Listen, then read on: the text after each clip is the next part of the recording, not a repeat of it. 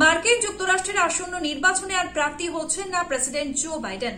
ফলে vice president কমলা Harris নির্বাচনে মনোনয়ন পাওয়ার পথে অনেকটাই এগিয়ে রয়েছেন। ডেলিগেটদের সমর্থন এর মধ্যেই পেয়ে গিয়েছেন তিনি। এরপরে বুধবার উইসকনসিন রাজ্যে প্রথম নির্বাচনী সমাবেশে হাজির হন ভারতীয় বংশোদ্ভূত কমলা হ্যারিস।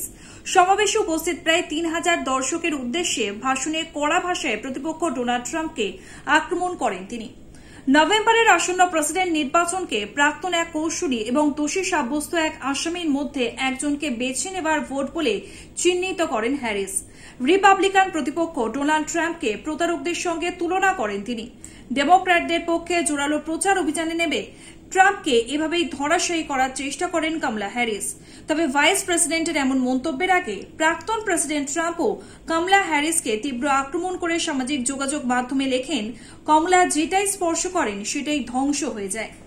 কমলা হ্যারিসের পক্ষে বাইডেনের সমর্থনের পরে ট্রাম্প এবং হ্যারিস একে অপরকে লক্ষ্য করে একের পর এক রাজনৈতিক মন্তব্য করে যাচ্ছেন।